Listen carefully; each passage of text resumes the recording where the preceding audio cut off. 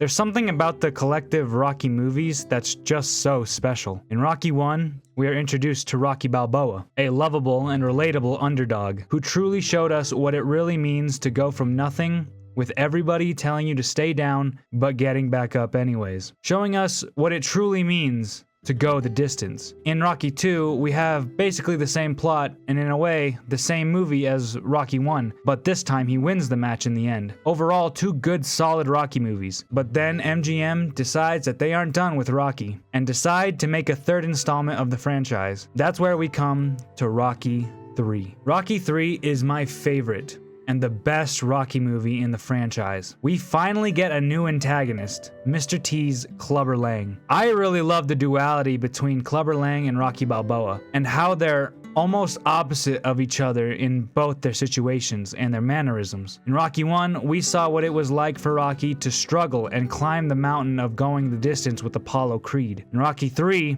Balboa has now adopted the lifestyle of what Apollo Creed was living on during Rocky 1 and 2. And Clubber Lang is now the underdog, grinding and working his way to the top. And I do believe that Clubber Lang was Rocky's toughest opponent. In Rocky 1, Balboa loses, but in Rocky 3, he really loses. Having been revealed to Mick that this entire championship run had basically been a lie, to having a said mentor and basically father figure die right after his fight with Clubber Lang, with Clubber basically being responsible for the death of Mick, only to lose the fight in the second round. But lying to a dying Mickey, saying that he won the fight in the second round, but it actually being the other way around. Mickey dies, Rocky loses his last ever match and his title. But he also lost that confidence and drive that he had worked so hard to develop and achieve in the first two Rocky movies. No longer did he have that drive to go the distance anymore. He is stripped of that too. He loses. Straight up loses. We see Rocky at his lowest in this movie. It doesn't matter how hard he trains or how many training montages he has, nothing can relieve him from the loss to Clubber Lang. Because Rocky didn't just lose the match, he lost everything. Except he still has Adrian, his kid, and Paulie. In the midst of his depression, and with speculations of a rematch, Apollo Creed steps in and offers his help and guidance, and in return, Rock owes him a favor. Rocky is still unsure if he wants to get back in the ring with Lang, but he agrees to go to LA to train for the rematch. It's here where we finally get that badass team up that the entire movie has been teasing. Although Rock is officially in training, he still hasn't let go of his depression and his grief over Mickey. So much so that not even Survivor's The Eye of the Tiger can pull him out of this rut. From here, he just goes through the motions of training camp. Apollo is starting to lose faith in Rocky, even to go so far as to say that if Balboa can't bring himself out of this slump, then it's over. Then we get to Rocky's breaking point. He and Apollo race on the beach to build up Rocky's endurance. In the middle of the drag race, Rocky stops himself and seemingly gives up. It's here that Rocky has fully given up. Adrian and Rocky have a heart-to-heart conversation. Adrian asks what his deal is. What is the problem? Rock finally blurts it out, saying that he's afraid, asking himself how everything that was so good got so bad, and he feels that he lost everything overnight. After his loss to Clubber Lang, he also lost the belief he had in himself. And when a fighter loses their belief in themselves, that's it.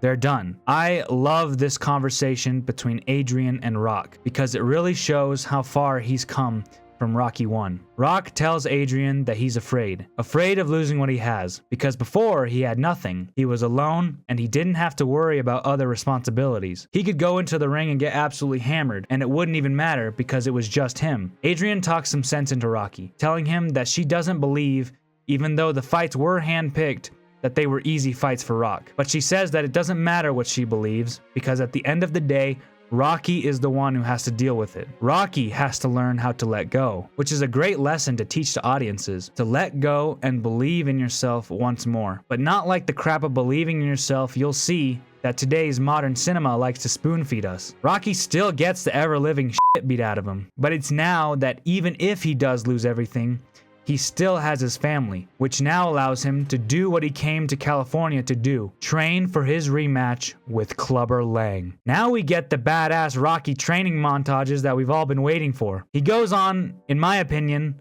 the best training montage in all the Rocky movies, even slightly better than Rocky 4's. Rocky is soon ready to get back in the ring with Clubber Lang, and these two have a straight up war with one another. Rocky starts the match out strong, coming right out the gate with a right jab, left hook combo. Rock looks great.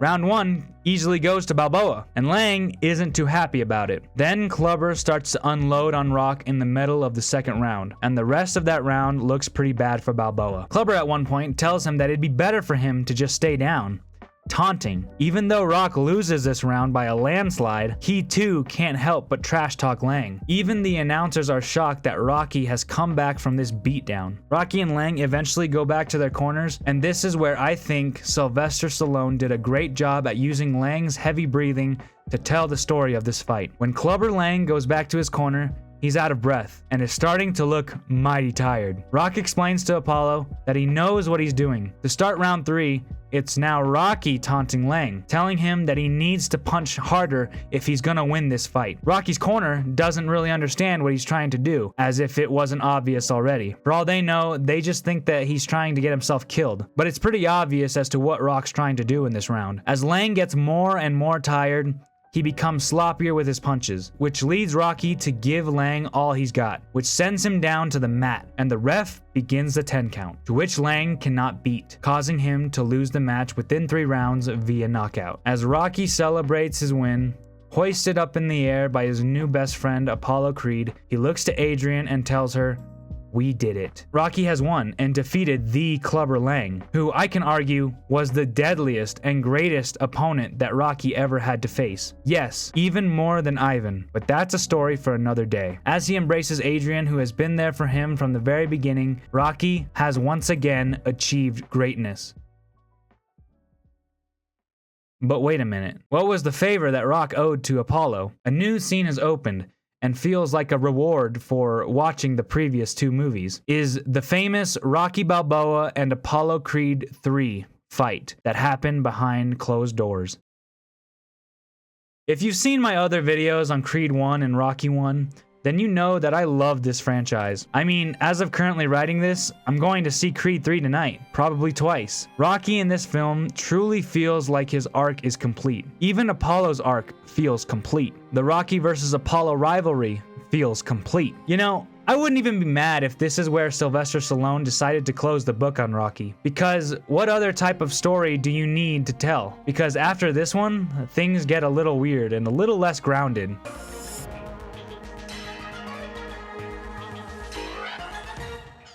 What the hell is this? And I would have been fine if this was all we got from the Rocky franchise. A nice little trilogy of movies. Rocky goes against 2 formidable adversaries with the likes of Apollo Creed and Clubber Lang. And each movie tells a great story. The first one tackles with the idea that even though everyone disrespects you and sometimes feels like they hate you, that you can come back and prove them wrong if you can ask yourself, what if? What if you could go the distance with the greatest boxer in history? The second movie plays around with that very idea again, being an underdog that has to work his ass off to achieve greatness. That maybe the first fight wasn't so bad, and that maybe with a little more grit, you can excel greatness. And the third movie goes off the lesson of getting back up, which I find more personal than the first 2. What happens when you lose? But not like an underdog loss, but you lose to the underdog in an embarrassing fashion. You lose not just the match, but your dignity, your identity, as well as what made you great in the first place. Can you come back? Not just against the opponent you lost to, but can you come back for yourself, for those who are counting on you? I love the lesson that Rocky 3 teaches us. Clubber Lang is the most dangerous opponent that Rocky has ever had to face in the franchise, even more than Ivan. And you know what? I wasn't gonna talk about this, but you know what? I'm going to. It. Ivan Drago wasn't a killer. Lang was a killer. Ivan was strong and powerful, easily Rock's strongest and biggest adversary, but he wasn't a straight up killer like Lang was. And in a way, you kinda are rooting for Lang to win because he's now that hungry underdog that we just naturally love to see. Sylvester Stallone also does a great job at wrapping up Adrian and Rocky's relationship arc. By the end of this film, Rocky and Adrian feel like they're now inseparable. This movie has always inspired me. Ever since I could remember when I was little, If I wasn't watching The Good, the Bad, and the Ugly, then I was probably watching Rocky 3. I often come back to this movie every now and again to understand what the words "there is no tomorrow" truly means. Now that's all I've got for you for today's video. Thank you so much for the support on this channel recently. Hopefully, Creed 3 will hit as hard as this movie always does for me. And with that, until next time, peace!